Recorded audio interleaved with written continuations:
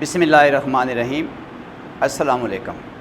Dear students, in the continuity of the previous topic, magnetic force on current carrying conductor, very important segment of this topic is direction of magnetic force on current carrying conductor. जैसा कि बच्चों हमने अपने main topic में पढ़ा है कि जब भी हम किसी करंट कैरिंग कंडक्टर को एक्सटर्नल मैग्नेटिक फील्ड में रखते हैं तो कंडक्टर के करंट का जो फील्ड है एक्सटर्नल मैग्नेटिक फील्ड के साथ इंटरैक्ट करता है और कंडक्टर पे मैग्नेटिक फोर्स एक्ट करते हैं। उस मैग्नेटिक फोर्स का एक्सप्रेशन हमने डराइव किया था which was Fm that is equal to I into L cross B. This is the magnetic force on current carrying conductor. Here I is the current flowing through the conductor. L is a vector whose magnitude is equal to the length of the straight conductor and direction along the direction of flow of current.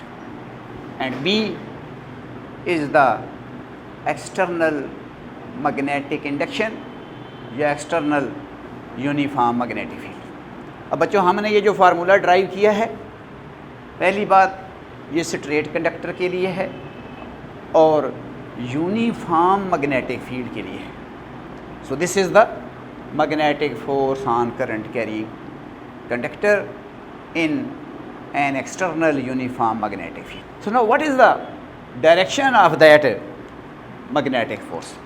हम बच्चों इसकी direction निकालना चाहते हैं और already जो experimental results हमने discuss किए थे इस फार्मूले की कैलकुलेशन के वक्त, इस फार्मूले को ड्राइव करते वक्त, तो वहाँ पर हमने न सिर्फ मैग्नेटिक फोर्स की मैग्नीट्यूड की डिपेंडेंस बताई थी बल्कि साथ ये भी बताया था कि मैग्नेटिक फोर्स जनरली किस डायरेक्शन में होती है। It is normal to the plane of direction of flow of current and direction of external magnetic field. Here this expression also telling us that magnetic force is perpendicular to the direction of flow of current and direction of the external magnetic field, and this direction is specified by applying some rules. तो हम बच्चों को rule पढ़ने वाले हैं जिनसे हम magnetic force की डायरेक्शन निकालते हैं। अब बच्चों जब MCQs आते हैं, जब आप MDCAT या ECAT या बाकी और एंट्री टेस्ट एग्ज़ाम्स देते हैं तो लाजमी तौर पर कोई ना कोई ऐसा MCQs आता है जिसमें direction of flow of current बताई जाती है, direction of external magnetic field बताई जाती है और मैग्नेटिक फोर्स की डायरेक्शन पूछी जाती है। तो अगर आपको मैग्नेटिक फोर्स की डायरेक्शन निकालनी ना आती हो तो it is very difficult to guess the answer of this question. So here we will discuss the several rules by which we can determine the direction of the magnetic force on current carrying conductor. अब बच्चों मैंने बताया है कि ये जो equation है ये शो कर रही है, this equation shows that magnetic force on a current carrying conductor is directed normal to the plane of L vector, mean direction of current, and B vector, mean direction of external magnetic field. जो हम कह रहे हैं कि ये formula show कर रहा है कि चूँकि मैग्नेटिक फोर्स इन दो वेक्टरों का वेक्टर प्रोडक्ट है, क्रॉस प्रोडक्ट है, और हम पढ़ कर आए हैं कि दो वेक्टरों का जो क्रॉस प्रोडक्ट होता है वो एक वेक्टर क्वांटिटी होती है which is normal to the plane of the two vectors. So here magnetic force is the vector product of the length of conductor along the direction of current and external magnetic field vector.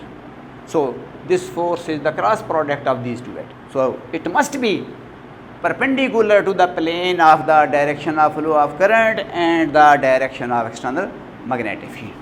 So this equation shows that magnetic force on current carrying conductor is directed normal to the plane of L vector, mean direction of current, B vector, mean direction of external magnetic field. It is specified by following rules. अगर आप magnetic force की direction निकालना चाहते हैं तो फिर हमें बच्चों कुछ रूल लगाने पड़ते हैं। वो रूल क्या हैं उनको 1 by 1 देख लेते हैं। Number 1, right hand rule of vector product. Number 2, Fleming's left hand rule.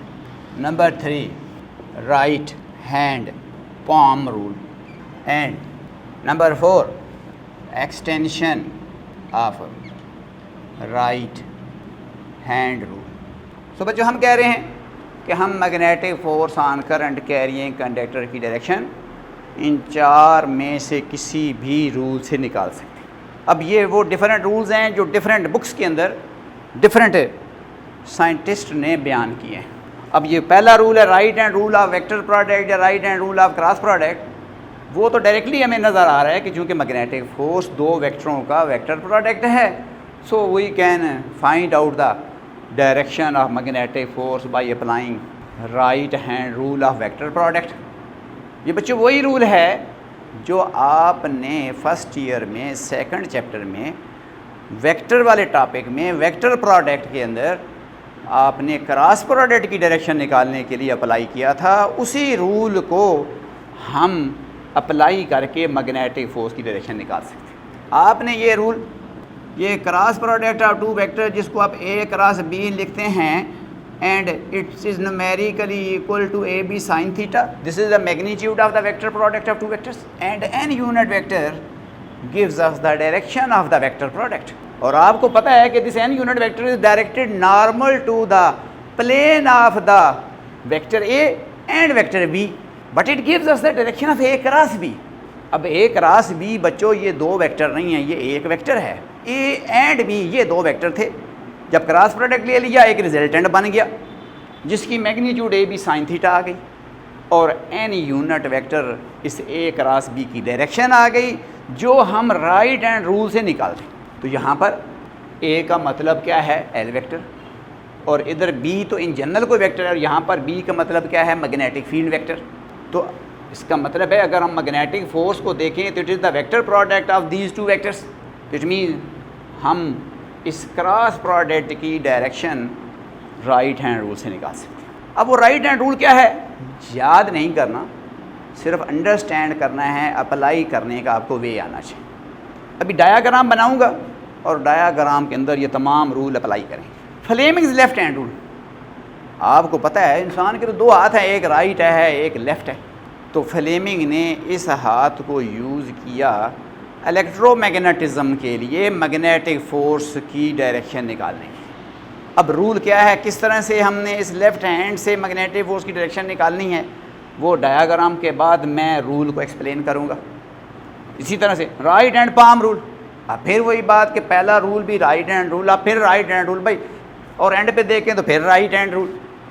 तो हाथ तो एक ही है लेकिन रूल बयान करने के अंदाज डिफरेंट है। बात समझेंगे, अगर राइट हैंड पाम रूल लगाएं तो हाथ को यूँ से टच करते हैं, अगर हम right hand rule of vector product लगाएं तो फिर हम हाथ को यूँ प्लेस करते हैं, फिंगर्स को कर्ल करते हैं, एक स्पेसिफिक रोटेशन पे थंब को अरेक्ट रखते हैं, ये इस रूल में बयान करेंगे। और जो extension of right hand rule है, ये जो राइट हैंड रूल है ये ओर्स्टेड का है, जो कि उसने एक करंट कैरिंग कंडक्टर के अराउंड मैग्नेटिक फील्ड प्रोड्यूस होता है। जो मैग्नेटिक फील्ड होती हैं, जो मैग्नेटिक फील्ड लाइंस होती हैं, वो कंसेंट्रिक सर्कल की फॉर्म में होती हैं और उनकी डायरेक्शन हम निकालते हैं राइट हैंड रूल जो ओर्स्टेड ने बताया था। तो ये जो एक्सटेंशन है ये उस रूल की एक्सटेंशन है। तो इस रूल की एक्सटेंशन में भी हम करंट के फील्ड को तो इसी ओर्स्टेड वाले मेथड से निकालते हैं, फिर उस रूल को आगे एक्सटेंड करते हैं मैग्नेटिक फोर्स की डायरेक्शन को फाइंड आउट करने की। तो हम इन रूल्स को 1 by 1 चेक करने वाले हैं या अंडरस्टैंड करते हैं। So look at the magnetic force which is acting on current carrying conductor. एक डायाग्राम में इस चीज़ को अंडरस्टैंड करते हैं। इस डायाग्राम को बच्चों देखें, एक स्ट्रेट कंडक्टर है जिसकी लेंथ L है, करंट I फ्लो कर रहा है, मैग्नेटिक फील्ड B यूनिफॉर्म है। Current towards right and magnetic field in the upward direction. Understand करें, जो मैग्नेटिक फोर्स होती है वो इस करंट के परपेंडिकुलर होती है। इसका मतलब है कि फिर इस करंट के पैरेलल या करंट के एंटी पैरेलल नहीं होती। इसी तरह से जो मैग्नेटिक फोर्स है वो एक्सटर्नल मैग्नेटिक फील्ड के भी परपेंडिकुलर है। इसका मतलब है कि मैग्नेटिक फोर्स ना अपवर्ड है ना डाउनवर्ड है, मैग्नेटिक फोर्स ना राइटवर्ड है ना मैग्नेटिक फोर्स लेफ्टवर्ड। अब अगर इस चीज़ को मैं एक एक्सिस में रिप्रेजेंट करूं तो आप इसको यूं देखें, X axis, Y axis, Z axis, this is the origin, this is our 3 dimensional system. अब इस डायग्राम को इस सिस्टम के अंदर अगर देखें, वॉच करें, तो current is along X axis, it means के direction of the L vector is along axis, direction of external magnetic field is along Y axis. अब हम कह रहे हैं कि magnetic force is normal to the plane of direction of flow of current and direction of external magnetic field. अब इस diagram के मुताबिक आई इस डायरेक्शन में है, बी इस डायरेक्शन में है, तो इसका मतलब है जिधर आई है एक्चुअली तौर पर ये एल वेक्टर की डायरेक्शन है, और हम कह रहे हैं कि मैग्नेटिक फोर्स जिस प्लेन में ये दोनों हैं उस प्लेन के परपेंडिकुलर है। तो हमें नज़र आ रहा है डायरेक्शन ऑफ एल और magnetic field B, these are in X Y plane. तो इसका मतलब फिर magnetic force X Y plane में नहीं है, एक्स एक्सिस के अलांग नहीं है, वाई एक्सिस के अलांग नहीं है, बल्कि एक्स वाई प्लेन के नॉर्मल है, मीन इसके परपेंडिकुलर है। और हमें पता है कि एक्स वाई प्लेन के नॉर्मल जो डायरेक्शन है उसको जेड एक्सिस कहते हैं। अब जेड एक्सिस आउटवर्ड है या इनवर्ड है, तो मैग्नेटिक फोर्स की डायरेक्शन अलोंग जेड एक्सिस है, लेकिन हमने देखना है ये आउटवर्ड है या इनवर्ड है। उसके लिए हमें इनमें से किसी एक रूल का सहारा लेना होता है। अब अगर टोटल डायरेक्शंस हम कंसिडर करें in general relative to the axis, तो वो 6 डायरेक्शनें क्या हैं? एक है पॉजिटिव एक्स एक्सिस और दूसरा है इसकी अपोजिट यानी negative axis. Positive Y axis, negative Y axis, positive Z axis, negative Z axis. तो टोटल 6 डायरेक्शनें बन रही हैं। एक्सिस 3 हैं, डायमेंशंस 3 हैं, लेकिन डायरेक्शंस को अगर हम देखें तो ये 6 बनती हैं इस मैग्नेटिक फोर्स की डायरेक्शन को अंडरस्टैंड करने के। इन 6 में से 4 डायरेक्शनों के अलांग मैग्नेटिक फोर्स नहीं हो सकता। वो 4 डायरेक्शनें कौन सी हैं? एक, जिस डायरेक्शन में करंट फ्लो कर रहा है, दूसरा जिस डायरेक्शन में करंट फ्लो कर रहा है उसके अपोजिट, तीसरा जिस डायरेक्शन में एक्सटर्नल मैग्नेटिक फील्ड है, और एक्सटर्नल मैग्नेटिक फील्ड के अपोजिट डायरेक्शन। तो ये 4 डायरेक्शनें एक्सक्लूड अगर हम कर दें, पीछे 2 डायरेक्शनें रह गई हैं, उनमें से किसी एक डायरेक्शन में मैग्नेटिक फोर्स। अब अगर हम ज्योग्राफी की डायरेक्शनें दिखाएं, जियोलॉजी का डायरेक्शंस दिखाएं, तो वो बच्चों कुछ इस तरह से हम लेते हैं। उन डायरेक्शंस को देखें, this is north, this is south, this is east, this is west. 4 directions हमें नज़र आ रही हैं, ईस्ट और opposite to the east which is west, north opposite to the north which is south. तो अगर हम ज़मीन के ऊपर यूँ हॉरिजॉन्टली ऑब्ज़र्व करें तो ये चारों एक्सिस अर्थ प्लेन में आ रहे हैं। अब अगर ये दोनों वेक्टर अर्थ की प्लेन में हों, mean direction of flow of current, मसलन ये कंडक्टर है, करंट इस डायरेक्शन में है, मैग्नेटिक फील्ड इस डायरेक्शन में है, तो मैग्नेटिक फोर्स या अपवर्ड होगी या डाउनवर्ड होगी और किस तरफ होगी, उसके लिए हम इन 4 में से एक रूल अप्लाई करने वाले हैं। अब पहला rule, right hand rule of vector product, वो क्या है, किस तरह से हम अप्लाई करते हैं, ज़रा इस चीज़ को अंडरस्टैंड करें।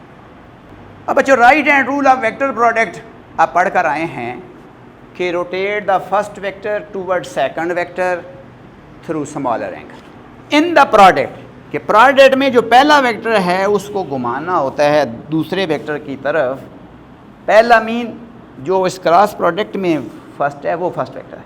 अगर डायरेक्शन बी क्रॉस ए की निकालनी हो तो फिर बी को रोटेट करना है टूवर्ड्स ए। अगर डायरेक्शन ए क्रॉस बी की निकालनी है तो ए को रोटेट करना है टूवर्ड्स बी।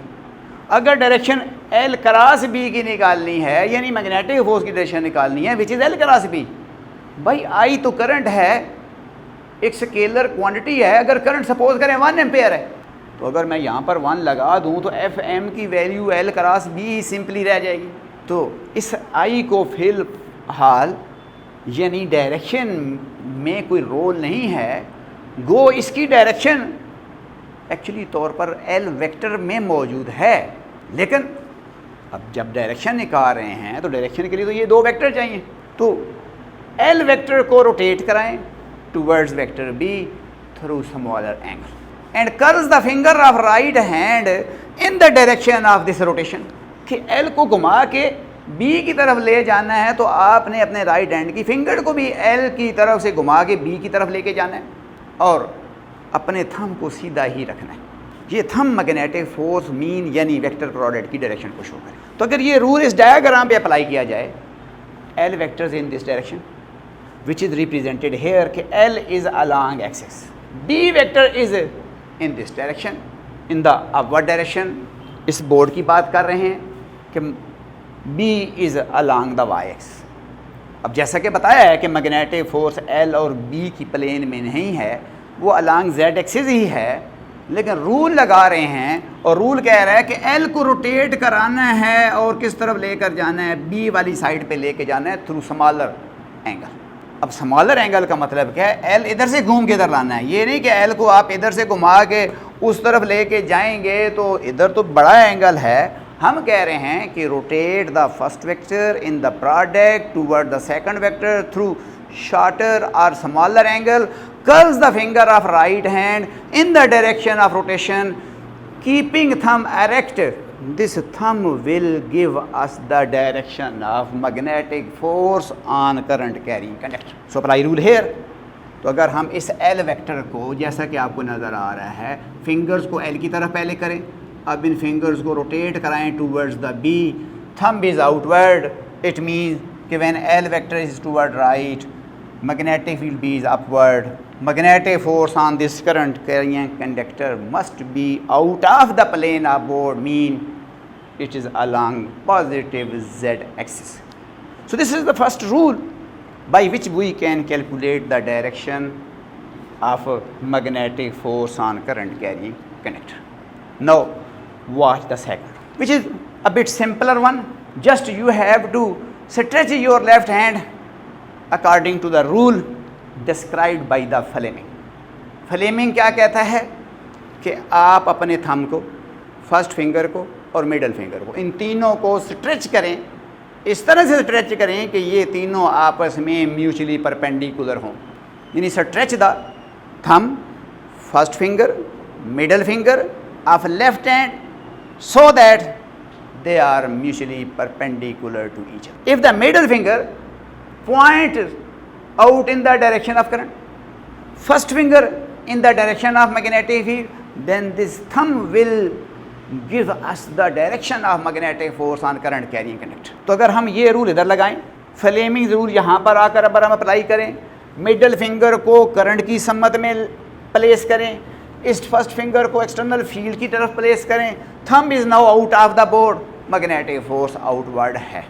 अगर हम right hand rule of cross product apply करें हेयर कि rotate L vector toward vector B, curve the finger of right hand in the direction rotation, thumb is out of the board, so magnetic force on this conductor is out of the board, जिसको मैं यहाँ पर dot का निशान लगा रहा हूँ और इस डॉट के साइन के अराउंड एक सर्कल लगाकर यहाँ पर मैग्नेटिक फोर्स Fm का वेक्टर लिख दिया और इधर इस एक्सिस पे मैंने ये मैग्नेटिक फोर्स की डायरेक्शन पॉइंट आउट कर दी। तो अब अगर आप right hand rule of vector product बच्चों लगाएं या फ्लेमिंग लेफ्ट हैंड रूल लगाएं, इस कंडक्टर पे जो मैग्नेटिक फोर्स लगेगी वो आउट ऑफ द बॉडी होगी।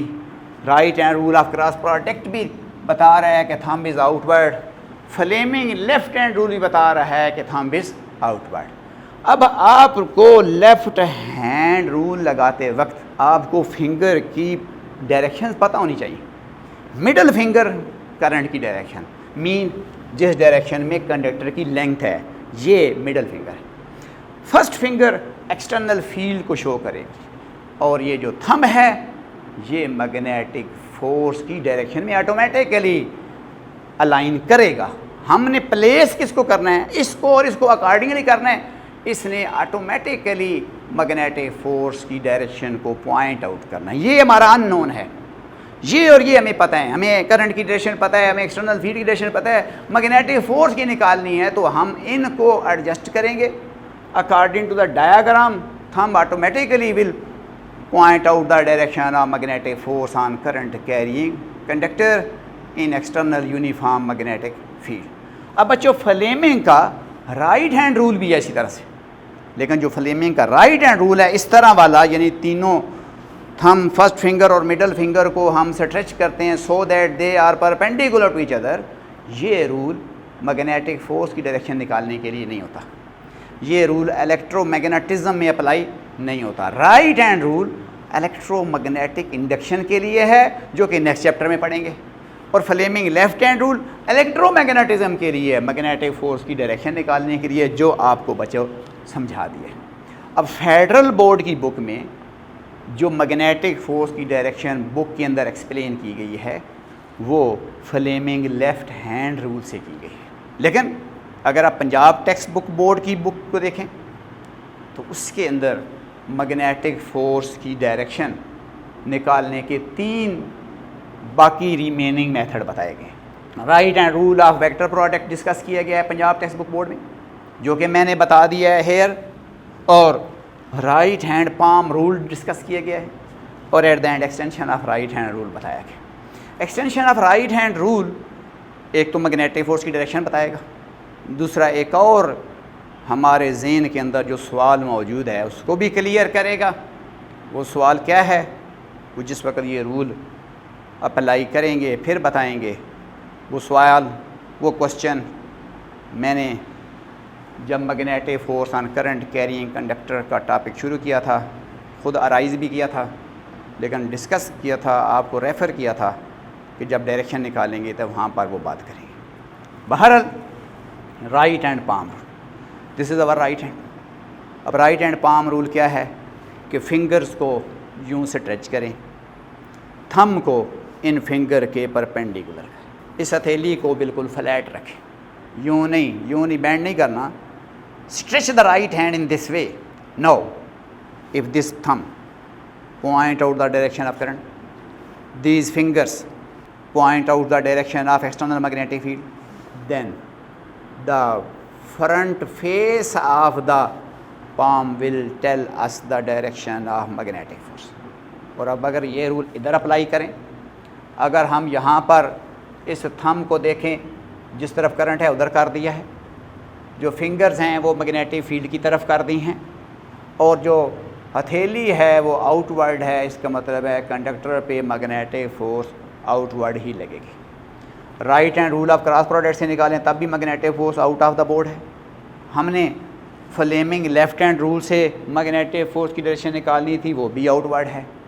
और अगर हम राइट हैंड पाम रूल से मैग्नेटिक फोर्स की डायरेक्शन निकालें तो तब भी मैग्नेटिक फोर्स आउटवर्ड है। अब आखिरी rule extension of right hand rule. मैंने बताया ये जो राइट हैंड रूल है ये एक्चुअली तौर पर ये वही रूल है जो ओर्स्टेड ने हमें बताया था। ओर्स्टेड ने बताया कि जब किसी स्ट्रेट कंडक्टर में से करंट गुजरता है उसके अराउंड मैग्नेटिक फील्ड लाइंस बनती हैं, उसके अराउंड मैग्नेटिक फील्ड पैदा होता है, magnetic field line concentric circle में होती हैं और उनकी डायरेक्शन राइट हैंड रूल से निकालते हैं। अब अगर वो रूल यहाँ पर लगाएं और करंट का मैग्नेटिक फील्ड भी स्केच करें तो करंट के मैग्नेटिक फील्ड को अगर देखें तो वो कुछ इस तरह से, वॉच है, current is in this direction और मैं राइट हैंड रूल अप्लाई करूं तो हमें ये नज़र आ रहा है कि कंडक्टर से आगे वाली साइड पे करंट का फील्ड डाउनवर्ड है, इस कंडक्टर की बैक साइड पे यानी on the other side of the board current का मैग्नेटिक फील्ड अपवर्ड है। अंडरस्टैंड करें बच्चों, कंडक्टर ये आपके सामने पड़ा हुआ है। अब इसके अराउंड मैग्नेटिक फील्ड लाइन यूँ है, इधर से मैग्नेटिक फील्ड डाउनवर्ड है और इस कंडक्टर से पीछे से मैग्नेटिक फील्ड ऊपर की तरफ है। अब इसका मतलब क्या है, एक्सटर्नल फील्ड की डायरेक्शन को देखें। एक्सटर्नल फील्ड की डायरेक्शन पीछे देखें तब भी अपवर्ड है, एक्सटर्नल फील्ड की डायरेक्शन इस कंडक्टर से इस साइड पे देखें तब भी अपवर्ड है। लेकिन जो करंट का फील्ड है वो कंडक्टर से आगे देखें तो डाउनवर्ड है, कंडक्टर के पीछे देखें तो अपवर्ड है। इसका मतलब है एक्सटर्नल फील्ड और करंट का फील्ड इस कंडक्टर से आगे एक दूसरे को कैंसिल कर रहे हैं, क्योंकि external field upward, current field downward, तो ये दोनों मैग्नेटिक फील्ड कैंसिल हो गए। अब जब दो वेक्टर एक दूसरे को कैंसिल करते हैं, जब दो वेक्टर एक दूसरे के अपोजिट होते हैं तो रिजल्टेंट मिनिमम होता है।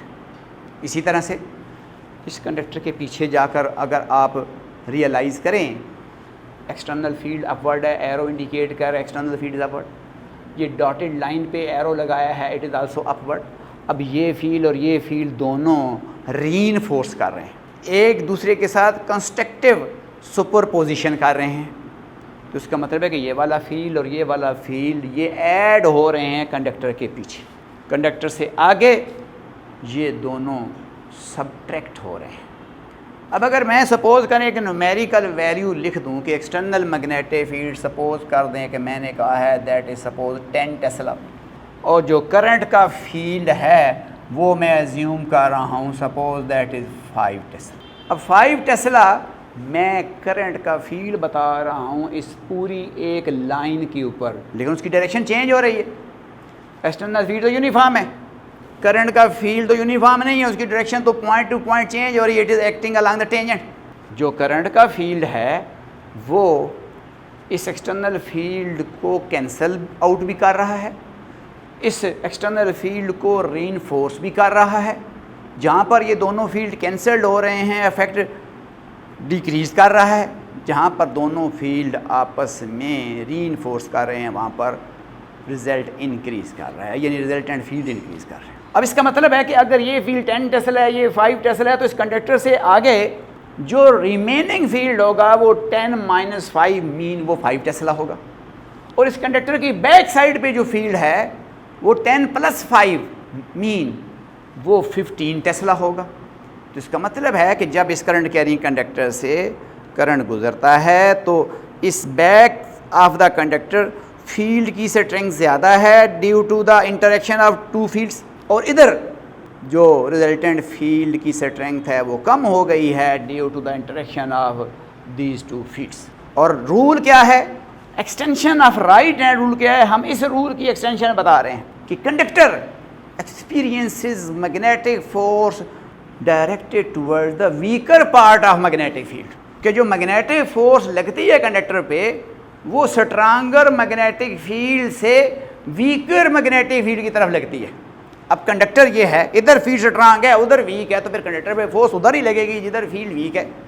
इसका मतलब है कंडक्टर पे मैग्नेटिक फोर्स आउटवर्ड ही लगेगी। लेकिन मैंने आपको ये भी बताया था कि जब हम करंट कैरिंग कंडक्टर को एक्सटर्नल मैग्नेटिक फील्ड में रखते हैं तो मैग्नेटिक फोर्स 90 के एंगल पे तो मैक्सिमम होती है, लेकिन जब कंडक्टर को मैग्नेटिक फील्ड के पैरेलल या एंटी पैरेलल रखते हैं तो फिर मैग्नेटिक फोर्स एक्ट ही नहीं करती, हालांकि मैग्नेटिक फील्ड तो फिर भी इंटरेक्ट कर रहे होते हैं। तो वो क्वेश्चन जो आपको बताया था कि फिजिकली आप इसको कैसे अंडरस्टैंड करेंगे कि पैरेलल करंट जो होता है मैग्नेटिक फील्ड के, या कंडक्टर को मैग्नेटिक फील्ड के पैरेलल या कंडक्टर को मैग्नेटिक फील्ड के एंटी पैरेलल जब हम रखते हैं तो मैग्नेटिक फोर्स क्यों नहीं लगती? अब उसकी रीज़न क्या है, ज़रा उसको अंडरस्टैंड करने की कोशिश करते हैं। So watch here, this is external magnetic field, this is the current carrying conductor which is placed parallel to the magnetic field and this is the magnetic field of the current. अब बच्चों ज़रा understand करें, जो current का magnetic field है और जो external magnetic field है हर पॉइंट पे परपेंडिकुलर। इसका मतलब है जिस तरह की इंटरेक्शन यहाँ पर है इसी तरह की इंटरेक्शन यहाँ पर है, इसी तरह की इंटरेक्शन यहाँ पर है, हर पॉइंट पे ये वाला फील्ड और ये वाला फील्ड परपेंडिकुलर है।